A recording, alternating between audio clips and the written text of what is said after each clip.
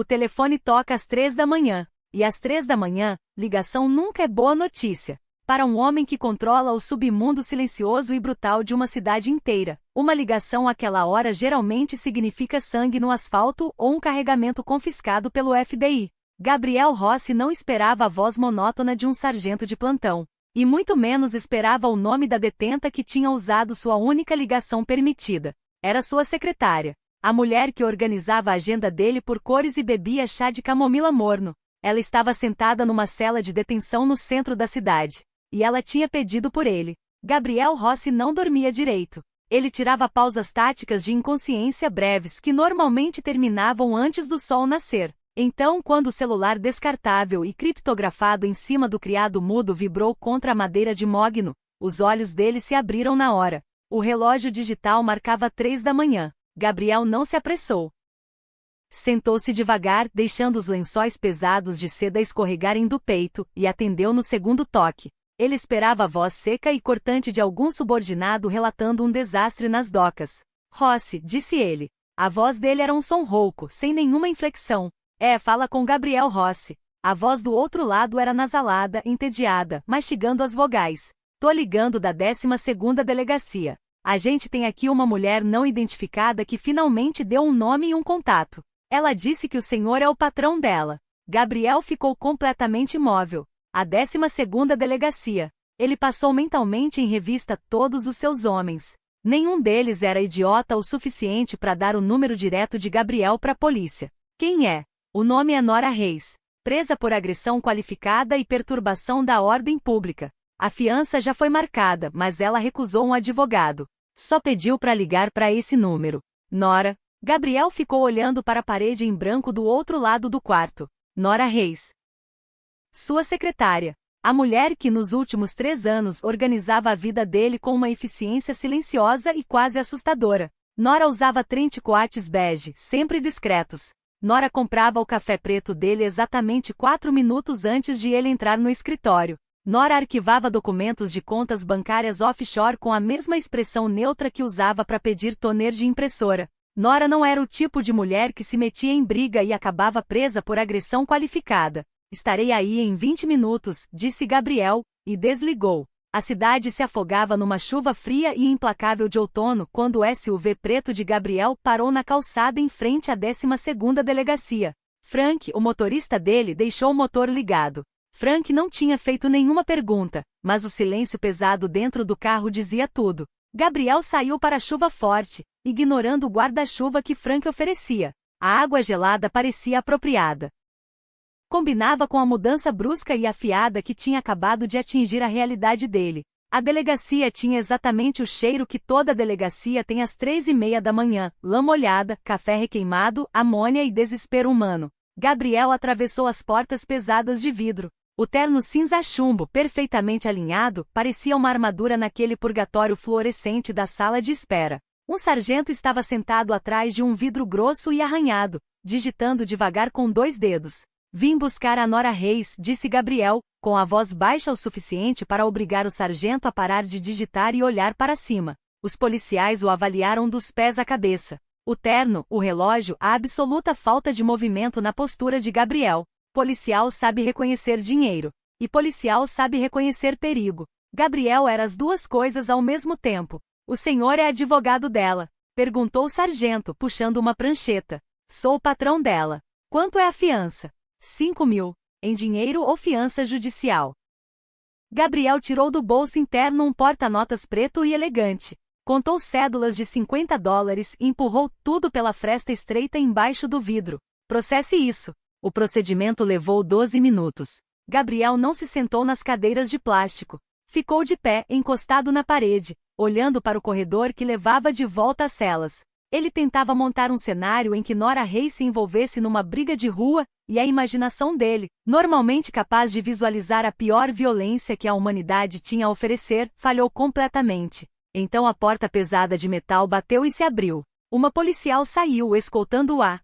Gabriel sentiu um aperto estranho e apertado no centro do peito. Era Nora. Mas não era a Nora que ele via todo dia às 8 da manhã. O cabelo dela, sempre preso num coque rígido e impecável, estava solto, caindo em ondas úmidas e desalinhadas sobre os ombros. Ela usava sua camisa branca padrão, mas os 3 botões de cima tinham sido arrancados, deixando à mostra uma clavícula machucada. O casaco bege tinha sumido. Mas foram as mãos dela que chamaram a atenção de Gabriel. A mão direita estava enrolada numa gaze rústica, manchada de sangue, os nós dos dedos inchados ao dobro do tamanho normal. Ela parou quando viu. Os olhos escuros dela, normalmente completamente legíveis atrás dos óculos de armação fina, vacilaram por um instante. Não havia vergonha no olhar dela. Não havia lágrimas. Só um reconhecimento cansado e neutro. Ela não parecia uma mulher que tinha acabado de ser solta da cadeia pelo chefe de uma organização criminosa. Parecia uma funcionária irritada por ter que fazer hora extra. Senhor Rossi, disse ela. A voz dela estava rouca. Gabriel encurtou a distância entre os dois. Ficou parado bem na frente dela, a presença dele sufocante, bloqueando os policiais e o brilho das luzes.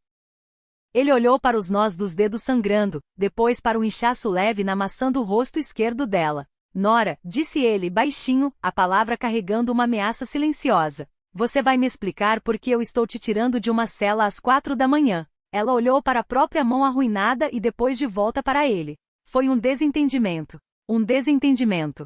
Repetiu Gabriel, a voz descendo uma oitava. Sim. Ela ajeitou o colarinho rasgado da camisa, um gesto inútil de pudor. A gente pode deixar essa conversa para depois. Ficar aqui é uma violação dos direitos humanos. Gabriel encarou-a por um segundo longo e pesado. Ele percebeu naquele instante que não conhecia em nada a mulher parada à sua frente. Virou-se para o sargento, pegou os documentos de liberação e voltou a olhar para ela. Lá fora a chuva batia com força no teto do SUV, um tambor caótico que preenchia o silêncio pesado. Frank conduzia pelas ruas escorregadias e desertas do centro com a facilidade de quem já fez aquilo 1000 vezes, os olhos fixos na estrada à frente. O vidro que separava o banco da frente do banco de trás estava levantado. Nora sentou-se o mais longe possível de Gabriel, no limite que o banco de couro permitia. Ela ficava olhando pela janela, observando as luzes da rua borradas pela chuva, a mão ferida apoiada de leve sobre o joelho. Ela estava tremendo, embora se esforçasse muito para esconder isso. Gabriel a observava. Ele tinha passado a vida inteira aprendendo a ler pessoas. Sobrevivia sabendo exatamente o que um homem ia fazer 3 segundos antes de fazer. Procurava sinais, um tique, uma mudança na respiração, um desvio no olhar. Nora não dava nada. Era um cofre trancado.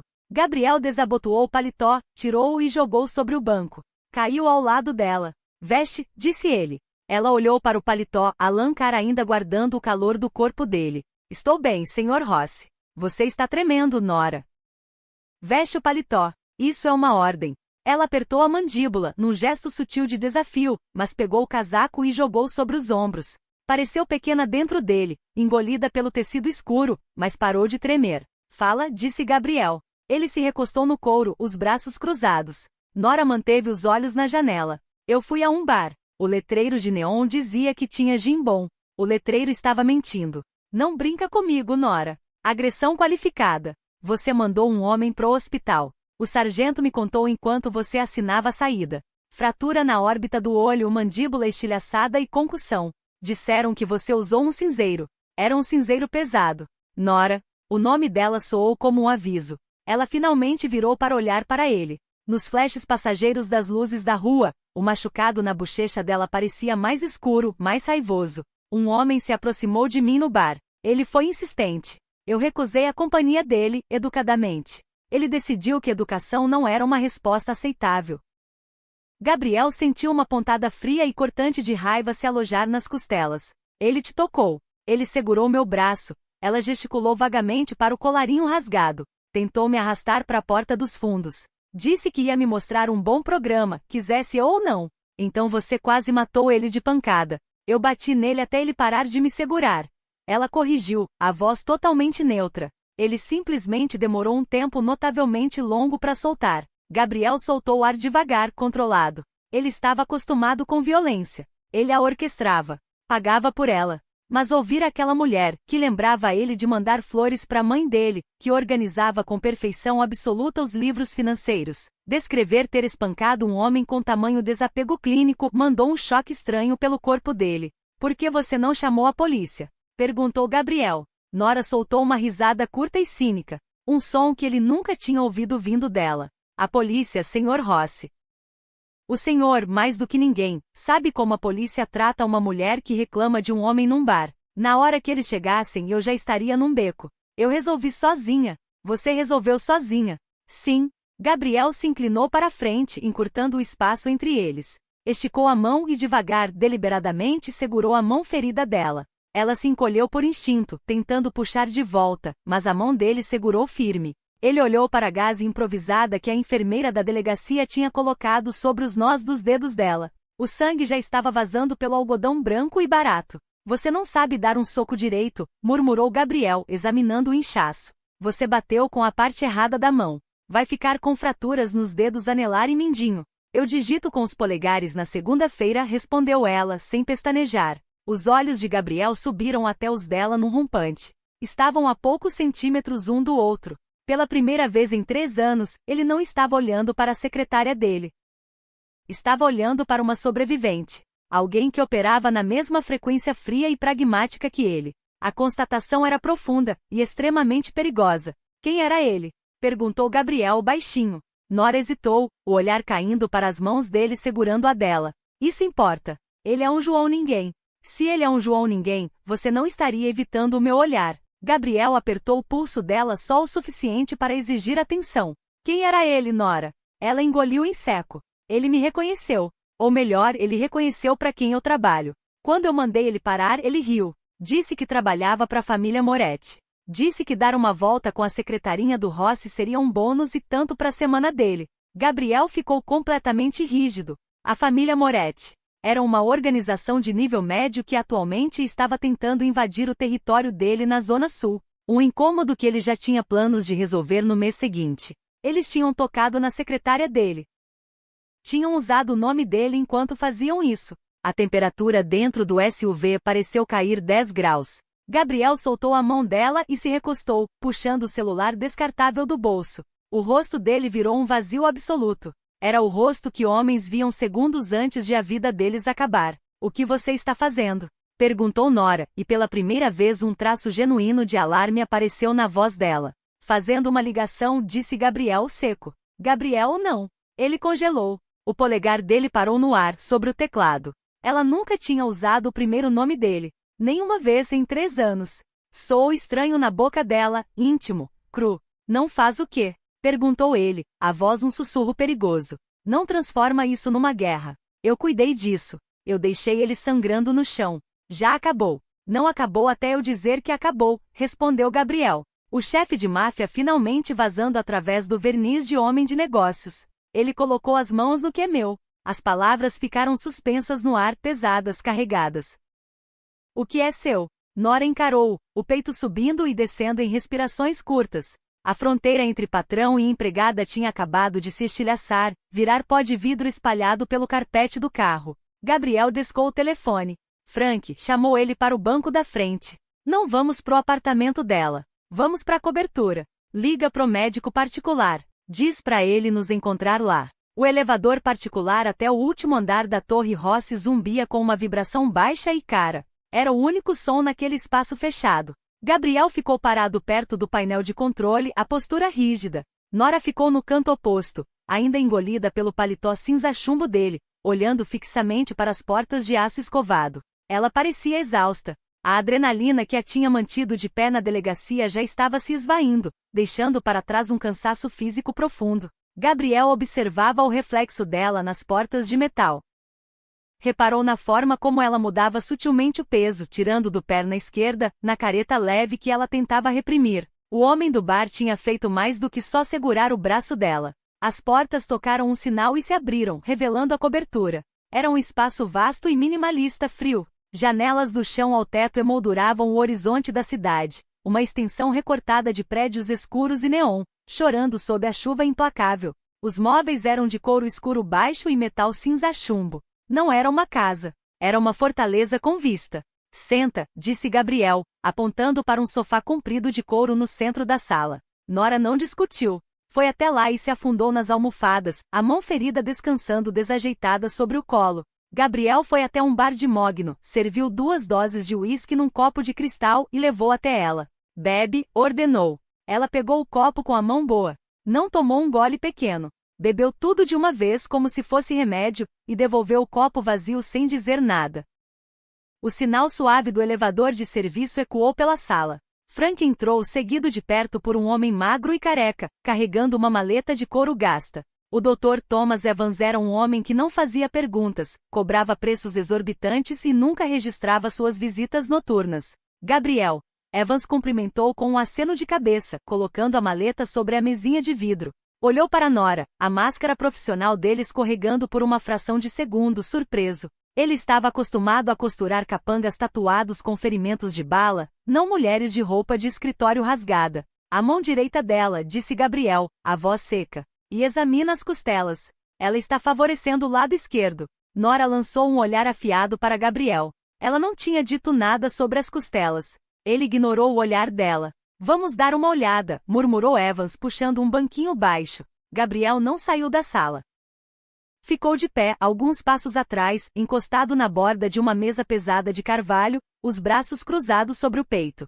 Observou com atenção enquanto Evans desenrolava a gaze rústica, encharcada de sangue, que a enfermeira da delegacia tinha aplicado sob a luz forte do lustre moderno. O dano era feio. A pele sobre os nós dos dedos estava rachada e descascando. A carne inchada em tons raivosos de roxo e preto. Evans apalpou as articulações com os dedos enluvados. Nora puxou o ar com força entre os dentes, a mão boa apertando o couro do sofá, mas não fez nenhum som. Um músculo na mandíbula de Gabriel se contraiu. Ele queria dizer pro médico ter mais cuidado. Queria quebrar alguma coisa. A violência fervilhando sob a pele dele era uma companheira familiar, mas o instinto territorial e protetor agarrado a ela era completamente novo. Fratura por estresse no quarto metacarpo, concluiu o Dr. Evans, pegando na maleta um antisséptico e uma tala. E a pele está bem machucada. Você bateu em algo duro, um crânio, disse Nora simplesmente. Evans parou, olhou para ela e depois de volta para a mão dela. Certo. Bom, vai doer um pouco. Eu preciso limpar essas escoriações bem feito. Vai arder. Pode ir. Gabriel observou o rosto dela enquanto o médico aplicava o iodo. Os olhos dela lacrimejaram, mas ela manteve a mandíbula travada. Ela era mais resistente do que metade dos homens da folha de pagamento dele. Por 3 anos, ela tinha sido um fantasma na periferia da vida dele, um fantasma extremamente eficiente e silencioso, que administrava o caos da vida dele com fricção zero. Ele percebeu com uma clareza fria e súbita, que nunca tinha realmente olhado para ela. Tinha visto os casacos bege, os óculos, o cabelo severo. Nunca tinha visto o aço por baixo. Deixa eu ver as costelas, disse Evans, terminando o curativo na mão dela. Nora hesitou. Olhou para Gabriel. Era uma dispensa clara. Gabriel não se mexeu. Encarou-a de volta, os olhos escuros e irredutíveis. Eu já vi coisa pior, Nora. Deixa ele ver. Um rubor leve subiu pelo pescoço dela, colorindo o lado não machucado do rosto. Ela desabotoou os botões restantes da camisa branca arruinada, afastando o tecido o suficiente para expor a caixa torácica esquerda. Gabriel parou de respirar. Um hematoma enorme e feio florescia sobre a pele pálida dela, com a forma exata da ponta de uma bota pesada. O homem não tinha apenas segurado ela. Tinha chutado. O silêncio na cobertura ficou letal. A pressão do ar pareceu cair. Evans engoliu em seco, audivelmente, pressionando de leve as costelas dela. Nada quebrado, disse o médico, a voz um pouco rápida demais. Contusão profunda nos tecidos. Vai doer para respirar fundo ou rir. Vou deixar uns analgésicos. Obrigado, doutor, disse Gabriel. As palavras saíram como se tivessem sido arrastadas por cacos de vidro. Evans guardou a maleta num tempo recorde. Frank o escoltou de volta ao elevador de serviço. As portas pesadas se fecharam, deixando Gabriel e Nora sozinhos na sala vasta e silenciosa. Nora abotoou a camisa devagar com a mão esquerda, fazendo careta cada vez que as costelas reclamavam do movimento. Puxou o paletó largo de Gabriel mais apertado em volta dos ombros. Gabriel foi até a janela, dando as costas para ela. Precisava olhar para a cidade, para a chuva, para qualquer coisa que não fosse o hematoma nas costelas dela. Você vai ficar aqui essa noite, disse ele. Não era uma pergunta. Senhor Rossi, eu tenho um apartamento. Tenho roupas. Tenho um alarme marcado para 6h30. Cancela o alarme. Você não vai pro escritório amanhã. Gabriel virou para encará-la. E o meu nome é Gabriel. Você usou no carro. Continua usando.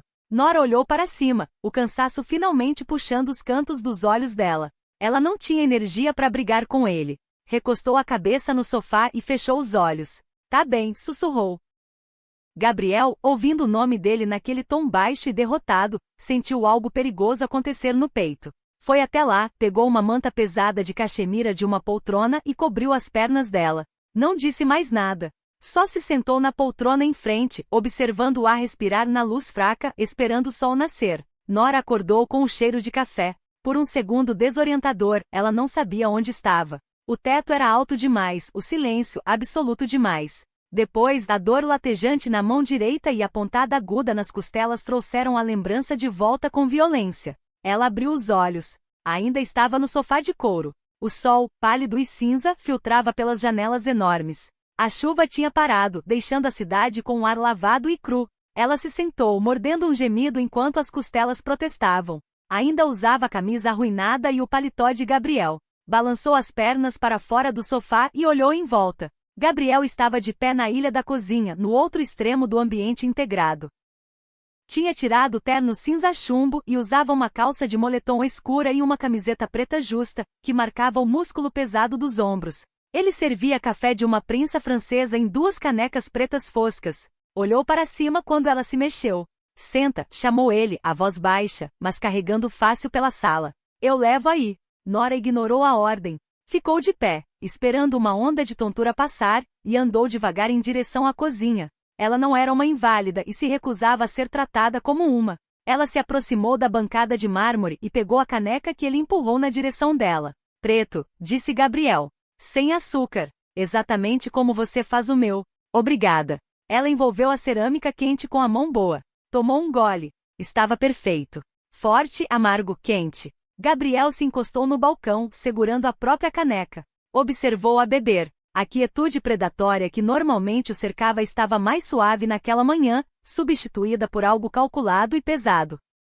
O nome dele é Léo Moretti, disse Gabriel, de repente. Nora congelou com a caneca a meio caminho da boca. Devagar, abaixou-a sobre o balcão. Você investigou. Claro que investiguei. Eu não deixo coisas assim passarem. Gabriel tomou um gole lento do café. Ele é sobrinho do Paulo Moretti, o chefe. O Léo é estúpido, descuidado, e tem o hábito de criar confusões que o tio precisa limpar. No momento está internado no Mercy Hospital com a mandíbula amarrada com arame. Nora olhou para o líquido escuro na xícara. Se ele é sobrinho do chefe, eu ter colocado ele no hospital vai virar um problema. O problema é meu. Não, Gabriel. Ela ergueu os olhos, encarando-o diretamente. É um problema de negócios. Os Moretti têm avançado sobre as docas da Zona Sul há 2 meses.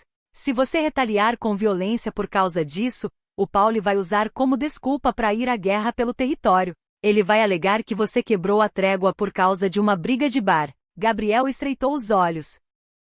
O fato de ela saber sobre a disputa das docas da Zona Sul não era exatamente surpreendente. Ela administrava a agenda dele, sabia com quem ele se reunia. Mas o fato de ela estar ali, analisando ativamente a política do submundo enquanto estava na cozinha dele com a mão quebrada, era fascinante. Então, o que você sugere, Nora? Perguntou ele, testando-a.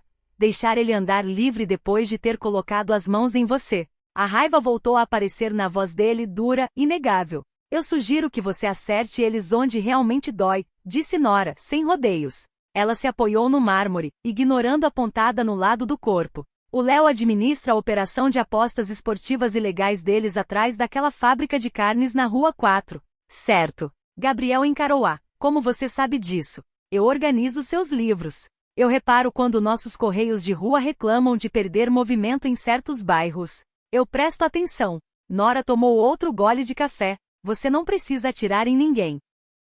Você só precisa quebrar ele. Gabriel pousou a caneca. Cruzou os braços, dando atenção total a ela. Continua. O Léo é um idiota. Você mesmo disse. E com certeza ele está desviando dinheiro do quinhão do tio. É o que sobrinho mimado faz. A voz de Nora estava completamente distante, analítica. A secretária tinha sumido. Uma estrategista tinha tomado o lugar dela. A gente vaza os livros reais de aposta dele pro Pauli. A gente prova que o Léo está roubando da família. O Pauli é um velho ganancioso e paranoico. Se ele achar que o próprio sangue está roubando ele, não vai declarar guerra contra você. Ele vai cuidar do Léo pessoalmente. A cobertura ficou em silêncio completo. Gabriel ficou olhando para a mulher parada diante dele. O cabelo dela era uma bagunça emaranhada.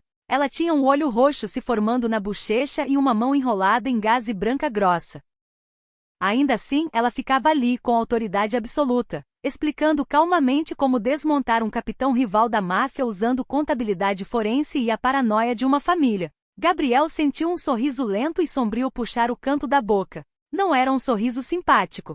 Era o sorriso de um homem que tinha acabado de descobrir uma arma letal que ele nem sabia que possuía. E como exatamente a gente coloca as mãos nos livros particulares do Léo? Perguntou Gabriel baixinho. Nora olhou para ele, os olhos escuros completamente ilegíveis. Eu já tenho eles. Gabriel ficou perfeitamente parado. Como assim? Faz umas 3 semanas, um dos apostadores do Léo foi descuidado. Deixou um pendrive descriptografado num restaurante dentro do nosso território. O Frank trouxe pro escritório. Não sabia o que fazer com aquilo. Nora deu de ombros com o lado bom. Eu copiei os arquivos. Tenho passado os números nos meus horários de almoço. Montei uma planilha completa do desvio de dinheiro do Léo.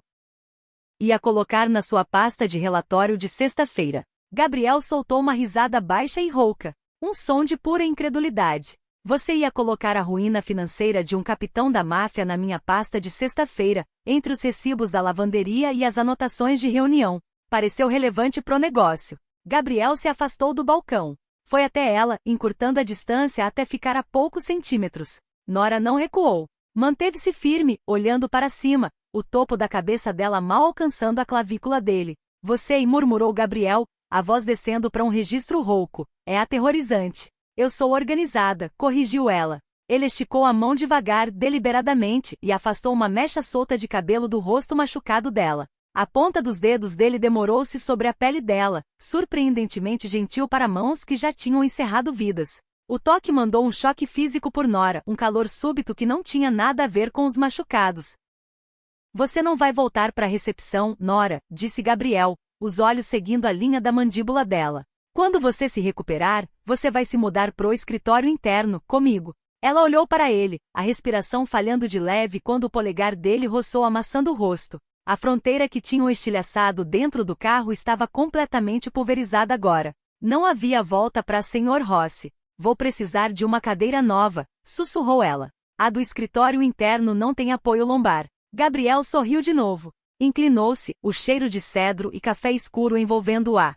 Eu compro o prédio inteiro para você. Pelas 48 horas seguintes, a cobertura virou uma gaiola dourada. Gabriel não deixava Nora sair. Ele não trancava as portas, mas a intenção estava clara. Ela estava sob proteção dele, e a proteção dele não ia além do aço reforçado do elevador particular. Nora odiava aquilo. Era uma criatura de hábitos, completamente dependente da estrutura rígida da própria rotina.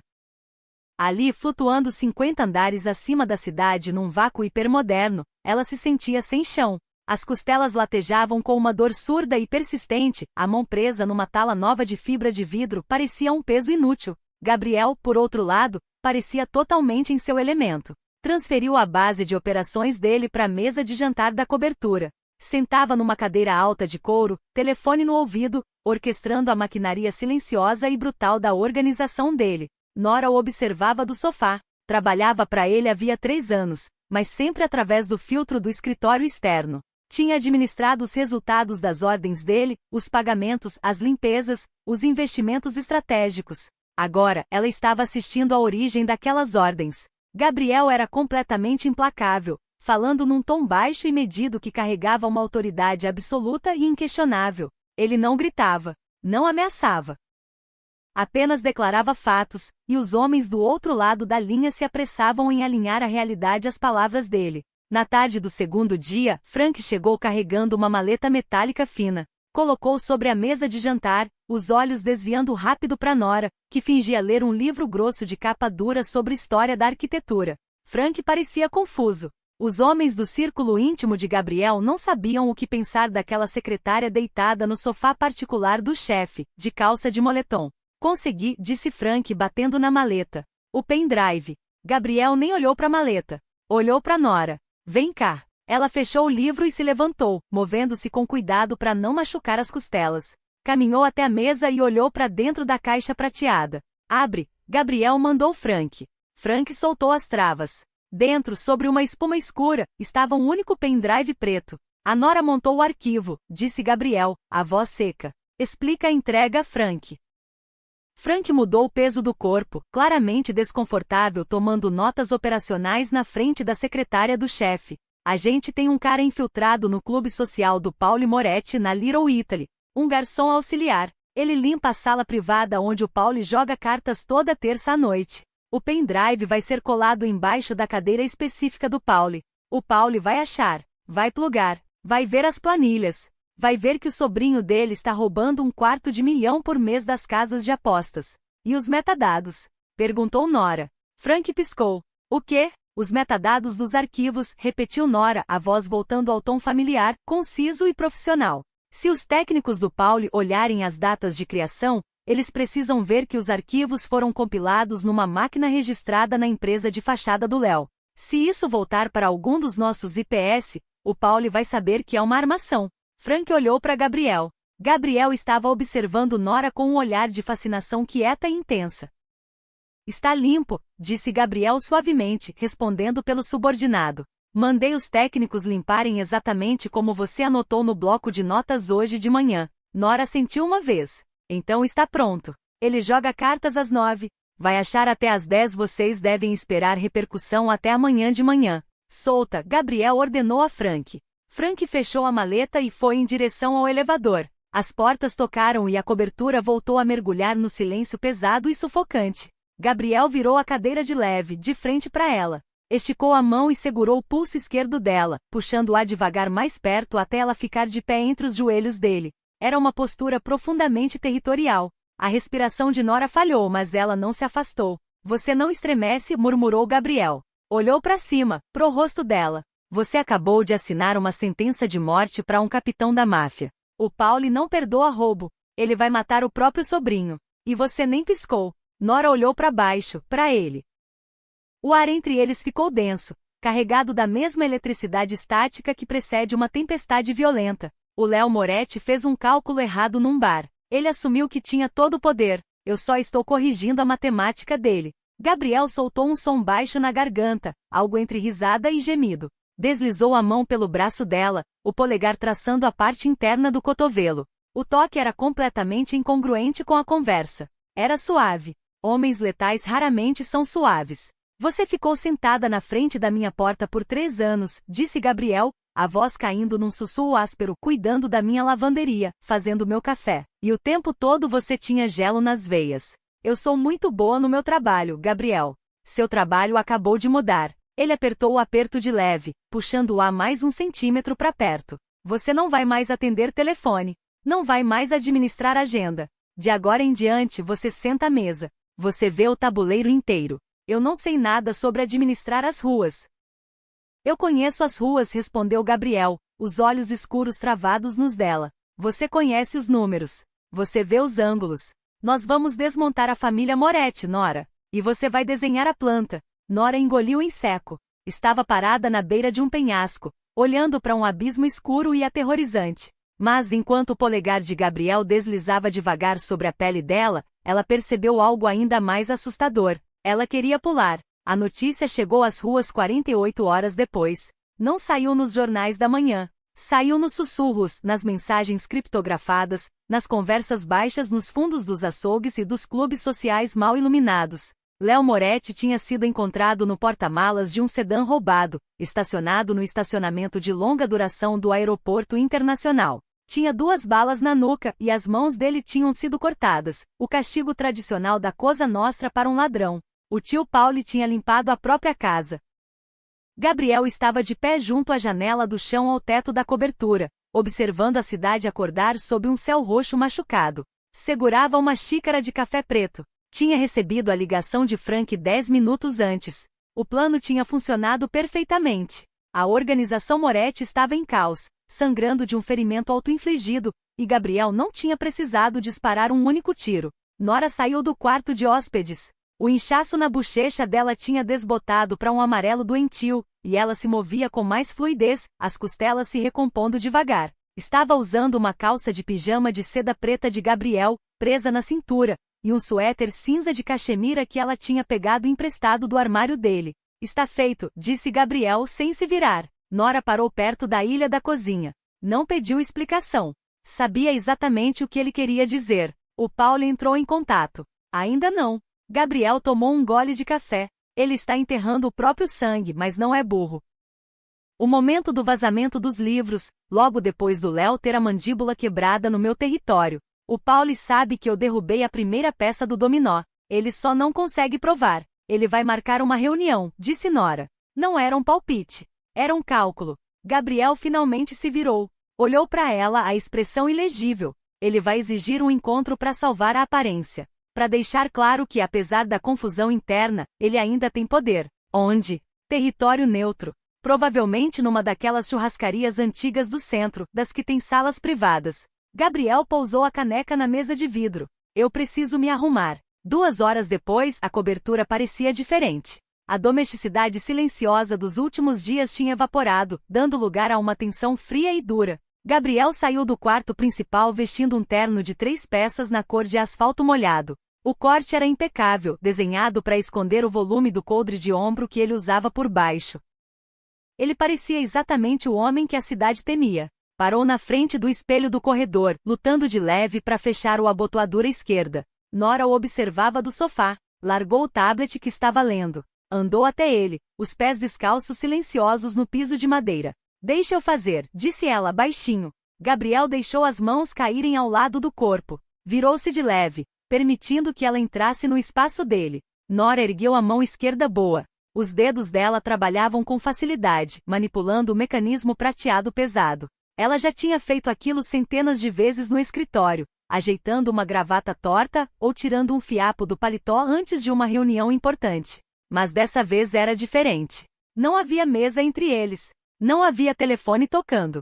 Só o som pesado e rítmico da respiração de Gabriel e o cheiro inconfundível de óleo de arma irradiando da pistola presa às costelas dele. Ela fechou a abotoadura e alisou o algodão branco e engomado do punho dele. Não tirou a mão imediatamente.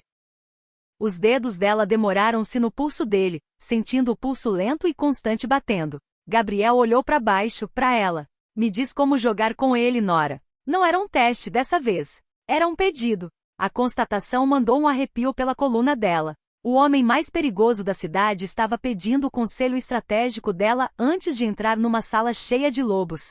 O Paulo está sangrando, disse Nora, mantendo os olhos no punho dele. Ele parece fraco para as outras famílias, porque teve que matar o próprio sobrinho. Ele vai tentar compensar sendo agressivo com você. Vai exigir uma concessão nas docas da Zona Sul. Só um pedacinho, algo que ele possa levar de volta para os capitães dele, para provar que ainda tem dentes. Eu não abro mão do meu território, disse Gabriel, a voz um rosnado baixo no peito. Eu sei. Nora finalmente ergueu os olhos, encontrando o olhar escuro e intenso dele. Então você oferece uma concessão fantasma. Você oferece a ele uma porcentagem das taxas de carregamento de frete no Cais 4. Gabriel estreitou os olhos. O Cais 4 vai ser condenado pela prefeitura no mês que vem por falha estrutural. O sindicato está tirando todos os trabalhadores de lá. Exatamente, disse Nora, a voz caindo para um sussurro. Mas os avisos públicos ainda não foram registrados. Está enterrado na papelada de zoneamento municipal. O Paulo não vai saber. Você relutantemente dá o Cais 4 para ele. Ele vai embora achando que apertou você. E quando ele perceber que é dono de um pedaço de um cais condenado e apodrecendo, a tensão já vai ter passado, e ele não vai conseguir recomeçar uma guerra por causa de uma questão de zoneamento sem parecer completamente incompetente. Gabriel ficou olhando para ela. A brilhante genialidade daquilo, a violência burocrática e fria de transformar leis de zoneamento municipal numa arma contra um chefão da máfia, era de tirar o fôlego. Ele esticou as mãos grandes, segurando a cintura dela. Puxou-a com força contra o corpo dele. Nora ofegou, as mãos vindo por instinto pousar planas no peito dele, exatamente sobre o couro duro do coldre. Você, murmurou Gabriel, o rosto a centímetros do dela. É uma obra-prima. Ele não esperou resposta. Inclinou-se e capturou a boca dela. O beijo não foi gentil. Foi uma colisão. Era a tensão ignorada de 3 anos, alimentada pela adrenalina e pela realidade escura e violenta em que os dois tinham acabado de mergulhar juntos. A boca de Gabriel estava quente e exigente com gosto de café escuro e perigo. Nora congelou por uma fração de segundo, antes de retribuir o beijo com uma desesperação feroz e inesperada. A mão boa dela subiu pelo peito dele, agarrando a lapela do paletó, ancorando-se nele. Gabriel soltou um gemido grave, territorial, empurrando-a para trás até as costas dela baterem na parede ao lado do espelho. Ele quebrou o beijo o suficiente para respirar, os lábios roçando a linha do maxilar dela. Eu volto para te buscar, sussurrou ele, áspero, contra a pele dela. Tranca o elevador. A adega particular da churrascaria Lombardis cheirava a carne maturada, vinho derramado e décadas de corrupção silenciosa. As portas pesadas de carvalho estavam fechadas, guardadas do lado de fora por 4 homens que não trocavam palavra entre si. Gabriel sentou na cabeceira de uma mesa longa e marcada de mogno. Não tocou no copo d'água à sua frente. Manteve as mãos espalmadas sobre a madeira, projetando uma quietude absoluta e aterrorizante. Do outro lado, sentava Pauli Moretti. O velho Dom parecia péssimo. A pele em volta dos olhos dele tinha a cor de ameixas machucadas, pesando sob o fardo inescapável de ter mandado matar o próprio sangue. Mas Pauli era uma criatura de orgulho, e o luto tinha azedado numa raiva vingativa e imprevisível. Ele puxava uma baforada de um charuto grosso, a brasa brilhando como uma luz de alerta na sala penumbrosa. Eu limpei a sujeira, disse Pauli. A voz dele era um chiado úmido, destruído por anos de uísque barato e tabaco caro. O Léo era um ladrão. Ele roubou da família. Pagou o preço. Mas você e eu sabemos que o momento daqueles livros caírem na minha mesa não foi coincidência, Rossi. Você forçou minha mão. Gabriel não piscou. Inclinou-se para frente apenas 1 centímetro. Foi o suficiente para deslocar a gravidade da sala. O Léo colocou as mãos na minha funcionária. No meu território. Eu não forcei sua mão, Pauli. Eu te fiz um favor. Te mostrei o rato dentro das suas paredes antes dele roer as fundações. Você devia estar me agradecendo. Pauli bateu o punho na mesa. Os copos d'água chacoalharam. Você humilhou meu sangue. Você acha que pode arquitetar um ataque ao Moretti e sair limpo. Eu pareço fraco. Meus capitães estão inquietos. Eu preciso de equilíbrio, Gabriel. Eu preciso de restituição. Ali estava. A exigência. Gabriel sentiu uma estranha onda fria de excitação percorrer as veias. Era exatamente como Nora tinha previsto. Cada palavra que saía da boca do velho seguia o roteiro que ela tinha escrito sentada de pijama na cobertura. Eu não pago restituição por um problema que eu não comecei, disse Gabriel, o tom endurecendo, intransigente. Então vamos pra guerra, Pauli rosnou debruçando-se sobre a mesa. Você acha que aguenta uma guerra em 3 frentes agora? Acha que seus homens querem sangrar por causa de uma secretária? Gabriel deixou o silêncio se esticar. Deixou Pauli marinar na própria adrenalina. Calculou o número exato de segundos necessários para fazer uma concessão parecer dolorosa. Eu não quero guerra por causa de um ladrão morto, disse Gabriel finalmente baixando a voz, deixando uma nota de relutância fabricada vazar no tom. As docas da Zona Sul. Você tem pressionado por um espaço lá. Eu te dou o cais 4. As taxas de carregamento de frete são suas. Você coloca seus próprios homens nos portões. Você coleta os envelopes. A gente traça a linha ali. Pauli pausou. A fumaça do charuto pairava entre eles, em espirais lentas e densas. Os olhos do velho Dom se estreitaram, procurando no rosto de Gabriel algum truque. Não encontrou nada. O cais 4 era um cais de alto volume. Era uma concessão enorme. Era uma vitória que Pauli podia levar de volta para a organização dele, prova de que tinha apertado o intocável Gabriel Rossi. Cais 4, repetiu Pauli. Recostou-se na cadeira, a postura agressiva se dissolvendo numa satisfação sombria. Você tira seus homens até meia-noite. Combinado, disse Gabriel. Ele se levantou, abotoando o paletó. Não ofereceu a mão. Ninguém aperta a mão de um homem que acabou de mandar matar o próprio sobrinho. Segura seus cachorros na coleira, Pauli. Eu não vou ser tão generoso uma segunda vez. Gabriel saiu da adega. O ar do beco estava frio, cortando através da lã fina do terno, mas parecia limpo. Ele entrou no banco de trás do SUV que esperava. Frank colocou o carro em movimento antes mesmo da porta terminar de fechar. E aí? Frank perguntou, olhando para Gabriel pelo espelho retrovisor. Ela estava certa, disse Gabriel baixinho, olhando pro borrão das luzes da cidade. Cada palavra. Ele engoliu o cais 4. Caramba, Frank murmurou, balançando a cabeça. Quando a prefeitura soltar aquele aviso de condenação, o Pauli vai ter um troço. Gabriel não respondeu. Apenas observou a chuva começar a cair de novo, a mente inteiramente focada na cobertura. Quando as portas do elevador particular tocaram e se abriram, o apartamento estava escuro, iluminado só pelo brilho ambiente da cidade filtrando pelo vidro. Gabriel tirou o paletó, jogando-o numa poltrona. Tirou a arma do coldre, colocando-a sobre a mesinha do console com um clique metálico pesado. Nora estava de pé junto à janela. Virou-se quando ouviu a arma bater na mesa. Ainda usava o suéter dele, o cabelo escuro caindo solto sobre os ombros. O machucado no rosto dela parecia mais marcante na luz fraca. Ele aceitou, disse Gabriel. Atravessou a sala, parando a 2 passos dela.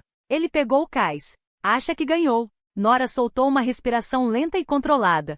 A tensão que mantinha a coluna dela rígida finalmente cedeu, deixando-a de repente exausta. Isso compra a gente um tempo. Pelo menos um mês, até a comissão de zoneamento tornar pública a documentação. Compra vantagem, corrigiu Gabriel. Ele fechou a distância restante entre os dois. Esticou as mãos grandes, segurando o rosto dela. Não se importava com os machucados. Não se importava com as ataduras. Olhava para ela como se ela fosse a única coisa real numa cidade de fantasmas. Você fez isso, murmurou ele, os polegares traçando a linha das maçãs do rosto dela. Você quebrou uma família da máfia com um decreto de zoneamento. Nora olhou para cima, para os olhos escuros e violentos dele. O medo que ela deveria sentir estava completamente ausente, substituído por uma onda escura e aterrorizante de adrenalina.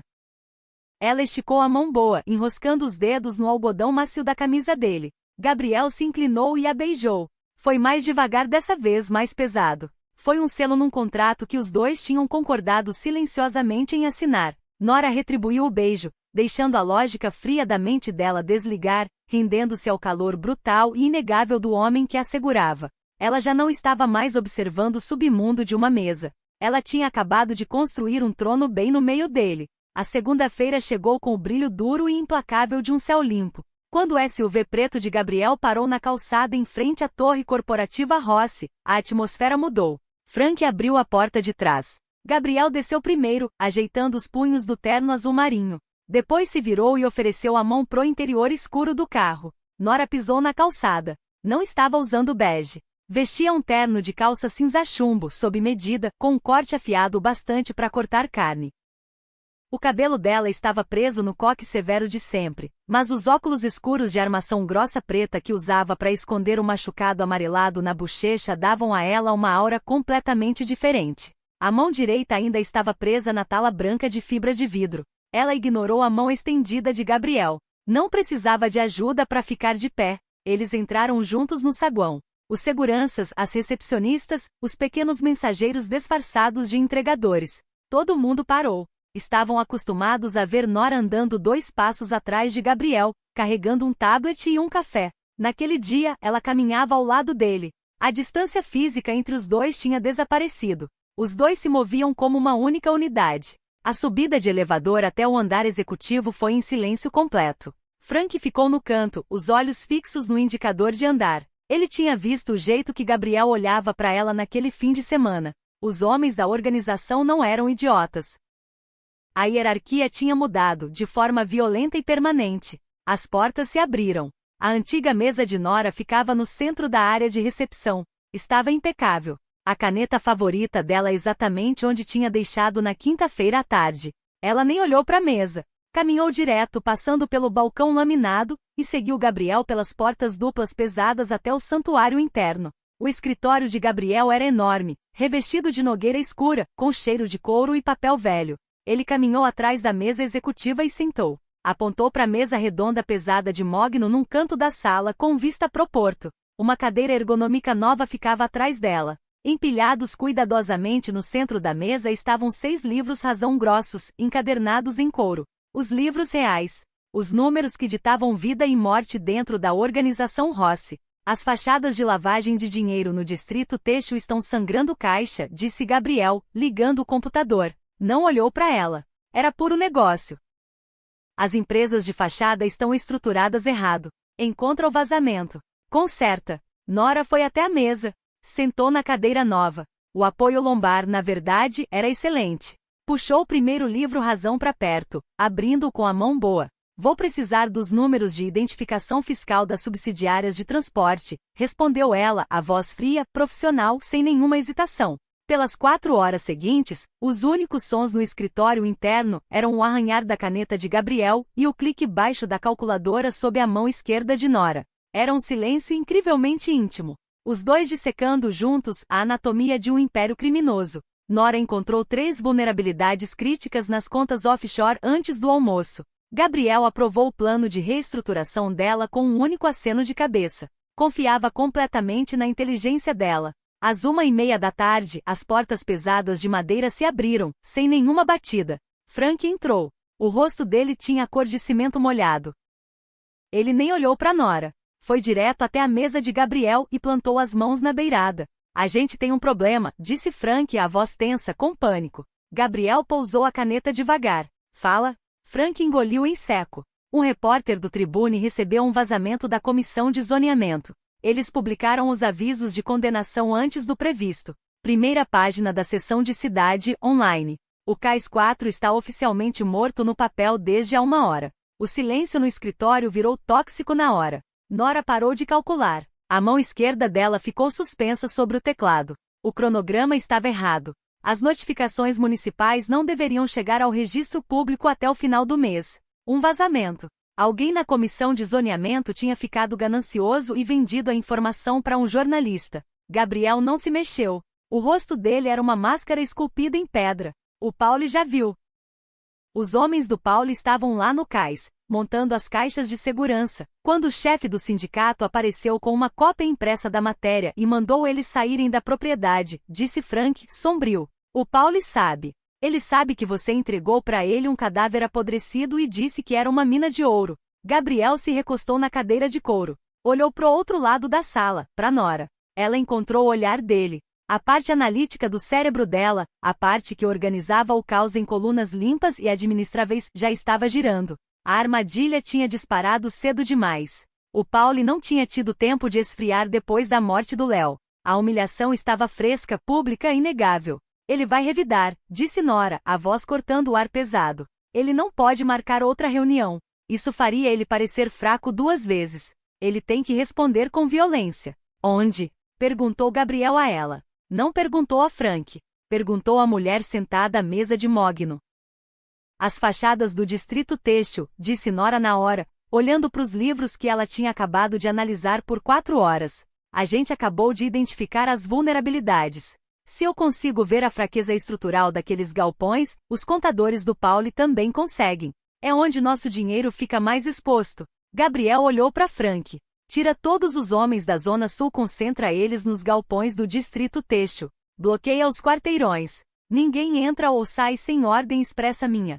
Chefe, se a gente tirar a força da Zona Sul, deixa os cassinos completamente expostos, Frank argumentou, a voz subindo. Faz, Frank, Gabriel disparou, o volume da voz estalando como um chicote. Frank se virou e praticamente saiu correndo do escritório, puxando o celular do bolso. Gabriel se levantou. Foi até o canto do escritório, abriu um compartimento escondido no painel de Nogueira e tirou uma espingarda tática preta fosca. Verificou a câmara com uma eficiência mecânica e brutal. Nora o observava. A realidade da vida que ela tinha acabado de escolher estava perdendo o verniz limpo e matemático. Estava virando sangue e pólvora. Gabriel foi até a mesa dela. Inclinou-se, colocando as mãos nos braços da cadeira dela, prendendo-a ali. Os olhos dele estavam completamente negros, consumidos pela violência prestes a explodir sobre a cidade. Você não sai dessa sala, Gabriel ordenou, a voz um sussurro letal. Você tranca as portas. Não abre para ninguém, exceto eu. Nora olhou para cima, para ele. Não tremeu. Esticou a mão, os dedos roçando a linha dura da mandíbula dele. Não erra. As portas pesadas de Nogueira se fecharam com um clique. O ferrolho deslizou no lugar, com uma finalidade sinistra. Nora ficou sentada no silêncio absoluto do escritório interno. O silêncio estava mais pesado agora. Pressionava contra o vidro grosso das janelas do chão ao teto. Lá embaixo, a cidade se movia em pulsos rítmicos e ignorantes, completamente alheia à violência se acumulando nas artérias de concreto dela. Ela olhou para os livros razão de couro empilhados sobre a mesa de mogno. Gabriel tinha mandado ela esperar. Gabriel tinha mandado ela trancar as portas. Nora não era uma mulher que simplesmente esperava. Puxou o laptop para mais perto. A mão direita latejava por baixo da tala de fibra de vidro, uma dor constante e rítmica que ironicamente afiava o foco dela. Ela abriu a rede financeira criptografada que Gabriel usava para movimentar milhões através de fronteiras internacionais. Se o Pauli Moretti estava atacando o distrito têxtil, ele estava comprometendo recursos pesados. Homens, armas, veículos, silêncio.